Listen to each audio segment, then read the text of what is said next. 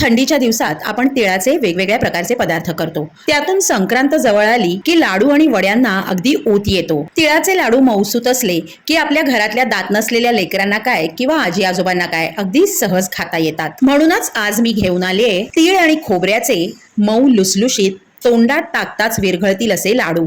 कृती अगदी सोपी आणि कमीत कमी साहित्यात झटपट होणारी आहे.